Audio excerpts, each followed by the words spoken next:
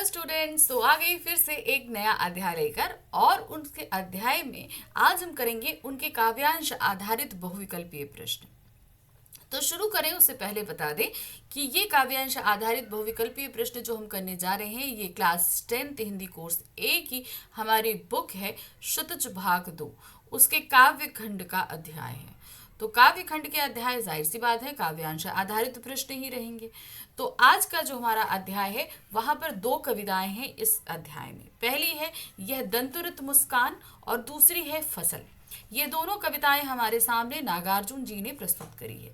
जहां पहली कविता यह दंतुरित मुस्कान उनके खुद के उनके बच्चे के साथ परिचय से संबंधित है, तो दूसरी हमारे प्लेट में आ रही यानी कि हमारा जो भोजन है वो हमें कितने लोगों के परिश्रम से प्राप्त होता है इसके बारे में बताया गया है। तो चलिए देखते हैं सारे हम प्रश्न। तो काव्यांश आधारित हम इन बहुविकल्पीय प्रश्नों को करने वाले हैं। सबसे पहला हमारे पास काव्यांश जो आ रहा है वो कविता है यह दंतुरित मुस्कान से।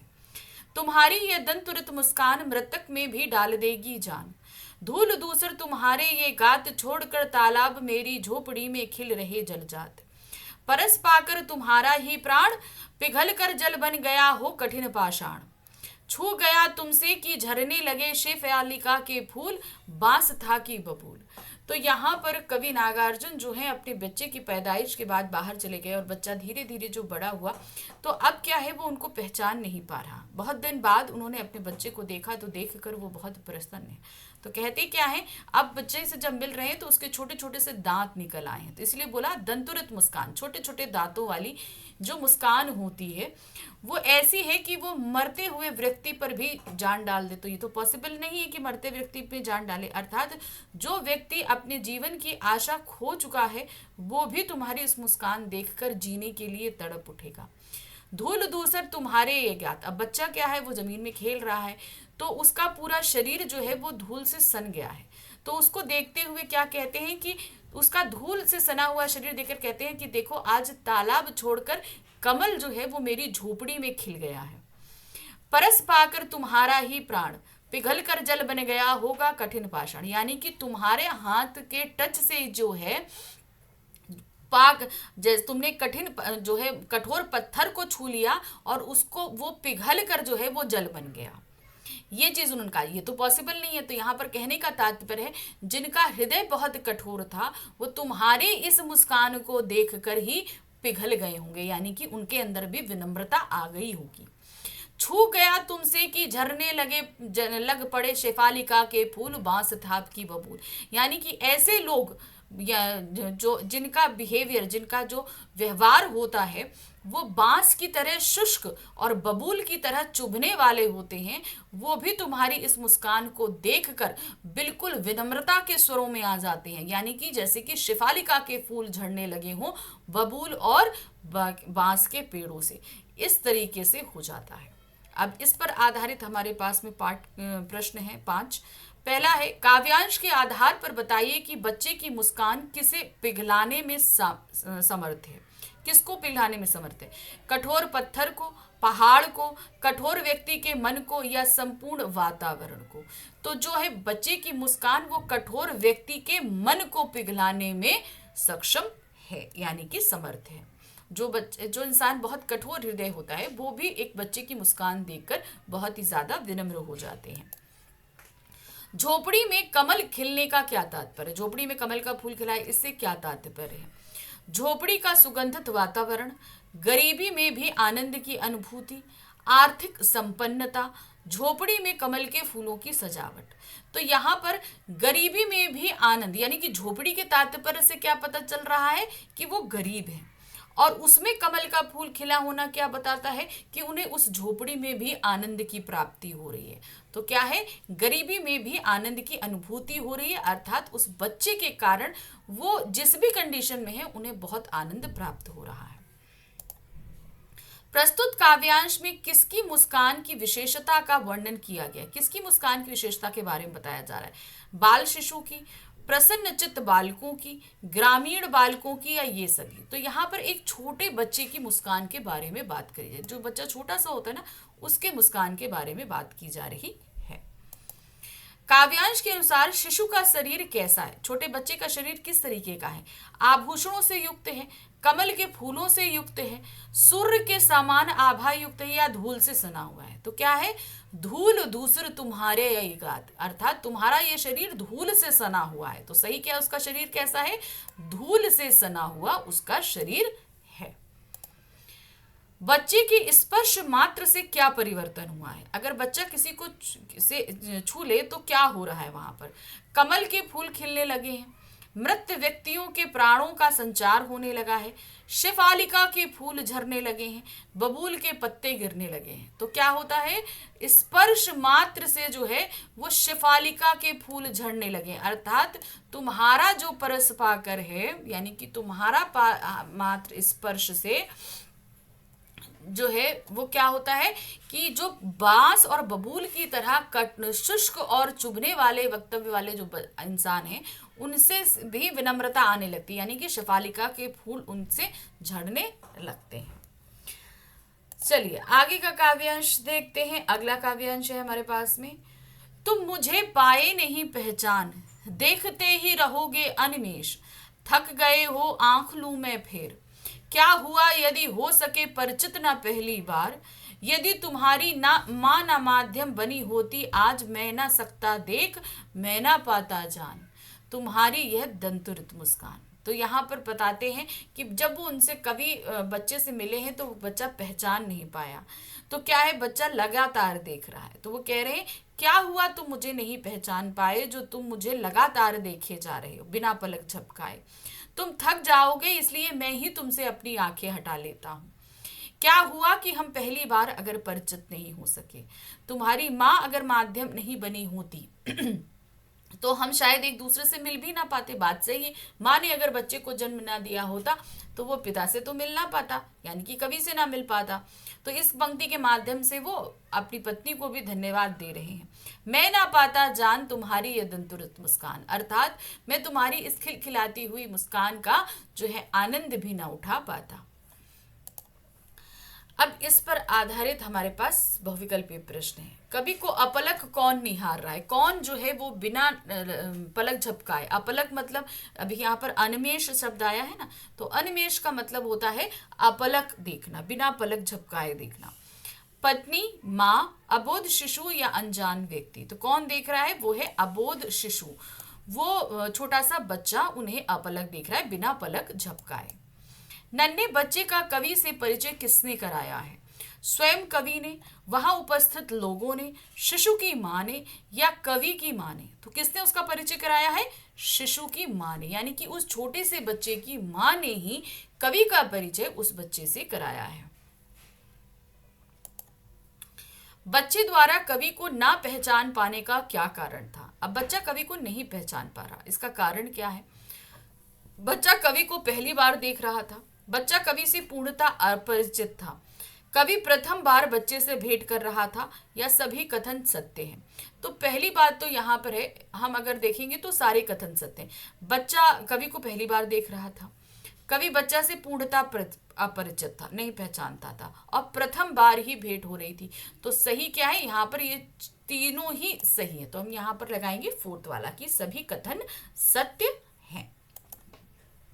यदि बच्चे की मां माध्यम ना बनती तो कवि क्या नहीं देख पाता? बच्चे की खिलखिलाहट, नए नए दांत निकलने वाले शिशु की मुस्कान, शिशु का आभा युक्त मुख, धूल से सने हुए शिशु को।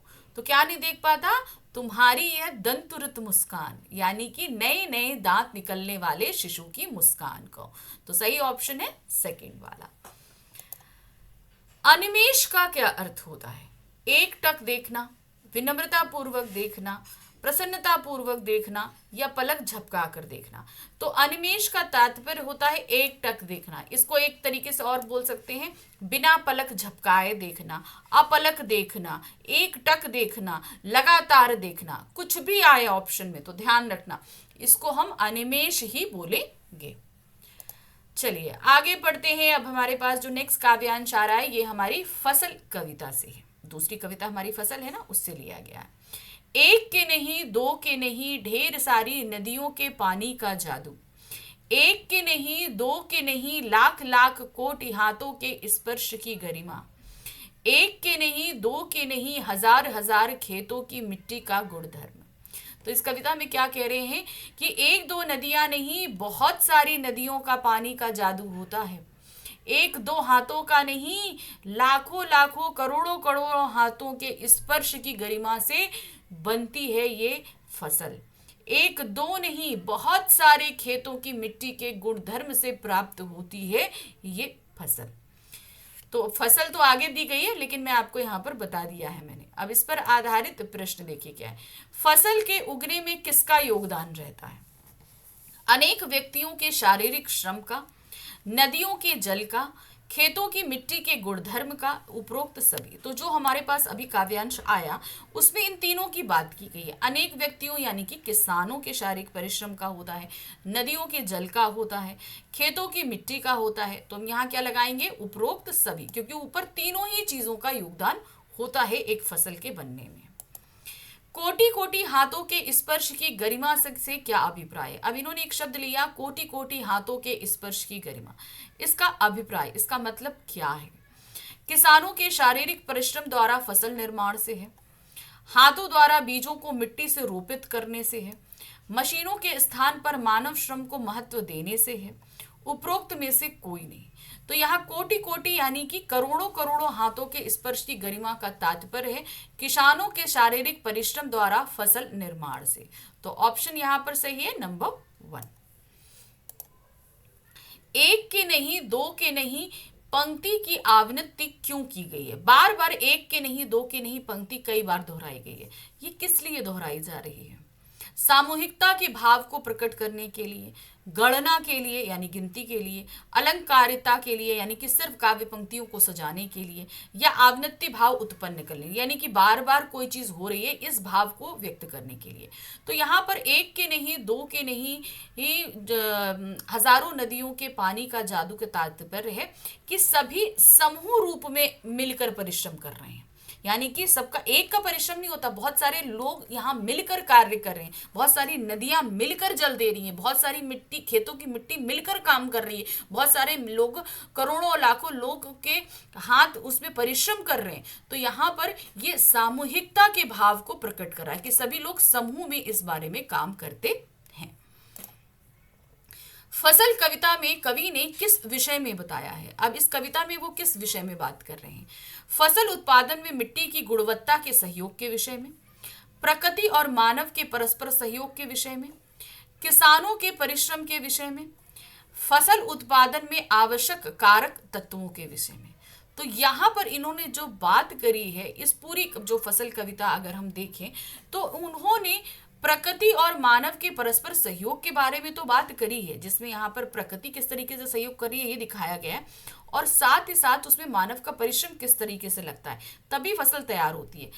लेकिन फसल उत्पादन के लिए क्या क्या आवश्यक है? ये सब, नदी का पानी आवश्यक है, परिश्रम आवश्यक है, मिट्टी की गुणवत्ता आवश्यक है, सूर्य की किरणें आवश्यक है, और हवा आवश्यक यानी कि ऑक्सीजन आवश्यक है। तो ये सारे ही कारक आवश्यक हैं, ये बताया गया। तो यहाँ पर फसल उत्पादन में आवश्यक कारक तत्वों के विषय में बताया गया है। फसल की पैदावार किसके जादू के कारण होती है? किसके जादू के बारे में की गई है? काली संदली मिट्टी के मिश्रण के द्वारा, रासायनिक खाद द्वारा, नदियों के पानी द्वारा, या चांद की किरणों के? तो जो अभी हमने काव्यांश पढ़ा तो उसके हिसाब से क्या है? नदियों के पानी का जादू है, क्योंकि जादू शब्द सिर्फ नदियों के पानी के साथ है, जबकि मिट्टी का गुणधर्म है। तो यहाँ पर क्या होगा? नदियों के पानी के जादू के कारण होती है। अब फसल कविता में आगे वाला काव्यांश देखते हैं, जो अभी हमने आधी कविता पढ़ी उसके बाद की आधी कविता ये है। फसल क्या है?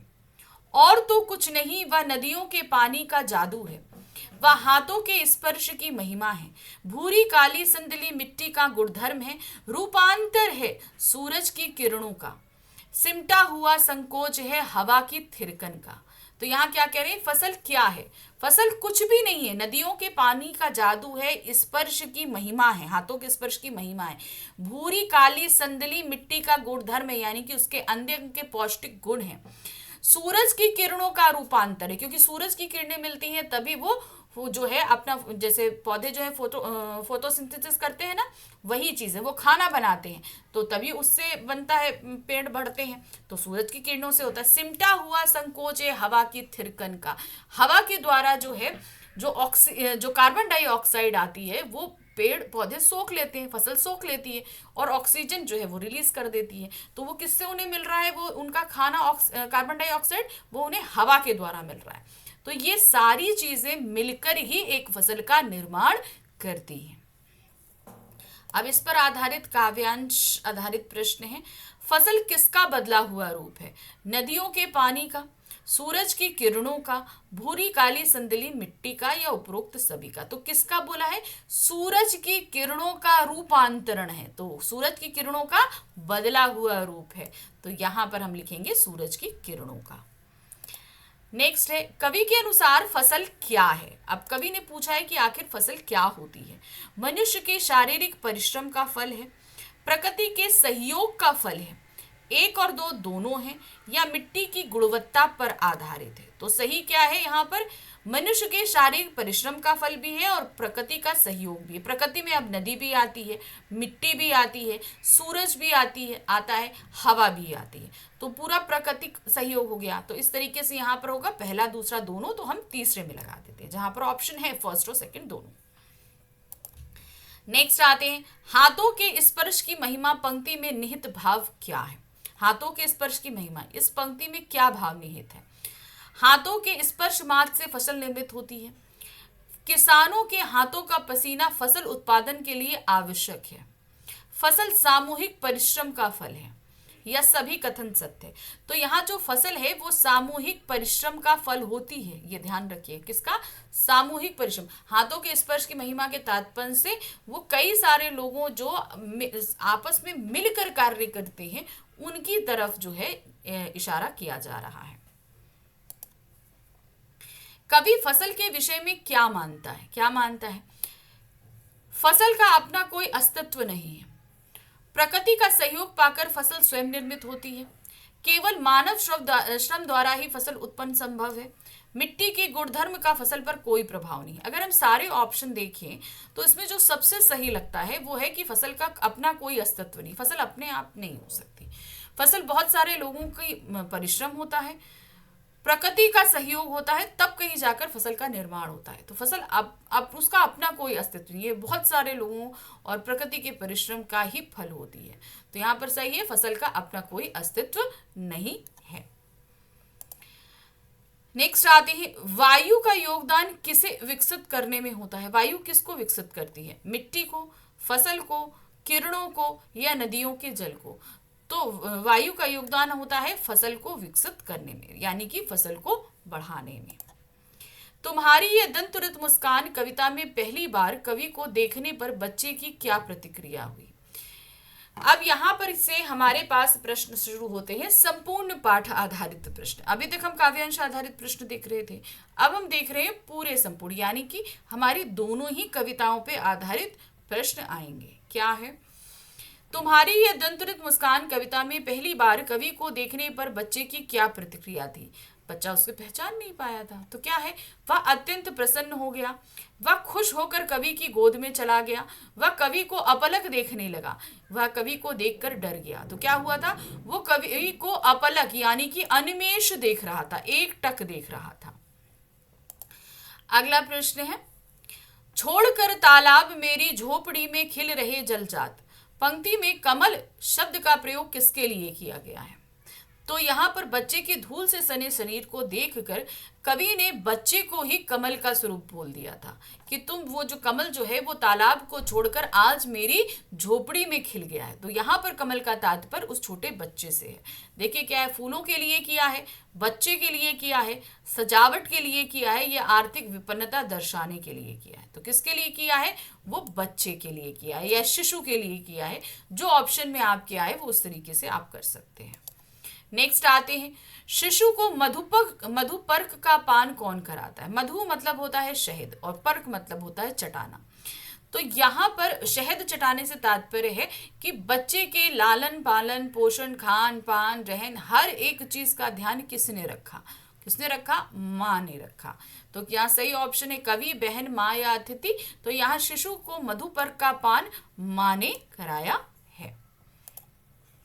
बच्चा कवि को कैसे देख रहा है? तिरछी नजरों से, डर डर कर, रो कर या हंस हंस कर। तो क्या है? वो कनखियों से देख रहा था, तिरछी नजरों से देख रहा था। तो सही ऑप्शन क्या था? तिरछी नजरों से। कठिन पाषाण के पिघलने से क्या अभिप्राय है? यहाँ पर एक जगह आया ना, कठिन पाषाण पिघल गया, इससे तात्पर्य क्या है? या क्या सही में कठोर पत्थर पिघल सकता है? मतलब क्या है?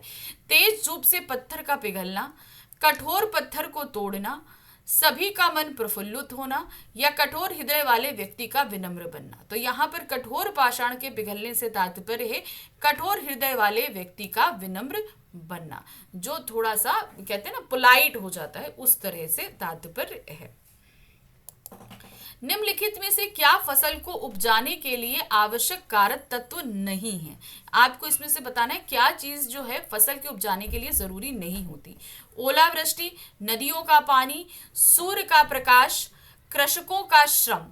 तो यहाँ पर क्या है? ओलावृष्टि, यानी कि जो ओले पड़ते हैं, बर्फ पड़ती है ना, वो फसल को उपजाने के लिए जरूरी नहीं है। तो सही क्या है? ओलावृष्टि। प्रश्न संख्या 7 पे आते हैं। फसल कविता में कवि ने पाठकों को किस विषय में अवगत कराया है? अब ये पूरी जो फसल कविता हमने पढ़ी ना, इसमें वो हमें किस बारे में बताना चाह रहे हैं? शारीरिक परिश्रम के बारे से अवगत करा रहे हैं, प्राकृतिक उपादानों से अवगत करा रहे हैं, वायु शुद्धता से अवगत करा रहे हैं, या फसल निर्माण से। तो ये पूरी कविता उन्होंने हमको बताई है कि किस तरीके से फसल अपने अस्तित्व में आती है। वो अपने आप तो आती नहीं, तो कितने लोगों का इसका निर्माण में सहयोग रहता है, ये सब कुछ बताया है। तो सही किस चीज से अवगत करा रहे हैं? वो फसल के निर्माण से अवगत करा रहे हैं। अगला प्रश्न है, कवि ने फसल को किसके स्पर्श की महिमा बताई है? हाथों के स्पर्श की महिमा, लाखों लाखों कोटि कोटि हाथों के स्पर्श की महिमा। तो सही ऑप्शन है हाथ। बच्चे की मुस्कान मुर्दे में जान डाल देती है, इसका क्या अर्थ है? मुर्दा व्यक्ति क्या वाकई जिंदा हो सकता है? बिल्कुल भी नहीं। ऐसे लोग जो अपने जीने की इच्छा को छोड़ चुके हैं, त्याग चुके हैं, ऐसे लोग अगर छोटे से बच्चे की मुस्कान को देखते हैं तो उनके अंदर भी जीवन जीने की उमंग उठती है। तो यहाँ पर तात्पर्य है बीमार व्यक्ति को ठीक कर देती है, मुर्दे को जीवित कर देती है, हताश व्यक्ति में आशा का संचार करती है, या इनमें से कोई नहीं। तो जो जीवन को लेकर हताश हो चुके हैं, ऐसे व्यक्तियों के अंदर भी जीवन की आशा का संचार करती है। नेक्स्ट क्वेश्चन है, परस पाकर तुम्हारा ही प्राण पिघलकर जल बन गया होगा कठिन पाषाण। इसमें कौन सा अलंकार है? किस तरह का अलंकार है? तो यहां पर आप देख रहे हैं परस पाकर तुम्हारा ही प्राण, यानी कि तुम्हारा साथ, तुम्हारा स्पर्श पाकर एक कठोर पत्थर जो है वो पिघल कर जल बन गया। तो ये तो बहुत ज्यादा बात को बढ़ा चढ़ाकर बोल दिया गया ना, जो कि पॉसिबल ही नहीं है, जो पॉसिबल ही नहीं। किसी का भी टच पाके तो पत्थर पिघल नहीं सकता। तो यहाँ पर क्या है? अतिशयोक्ति अलंकार होगा। और इसी प्रश्न के साथ हमारे इस अध्याय के प्रश्न खत्म होते हैं। तो मैंने यहाँ पर काव्यांश आधारित प्रश्न और संपूर्ण पाठ आधारित कुछ प्रश्नों को आपको कराया। तो इसी तरीके से प्रश्नों को करते रहिए, मगर अध्याय को अगर आप ठीक से पढ़ लेंगे तो आपके लिए सारी चीजें बहुत आसान हो जाएंगी। तो इसी तरीके से अभी और बहुत अध्याय बाकी हैं जिनके हमें बहुविकल्पीय प्रश्न करने हैं। तो ऐसे ही काव्यांश और गद्यांश आधारित प्रश्न लेकर आती रहूंगी, देखते रहिए ध्यान से। Thank you for watching, bye bye.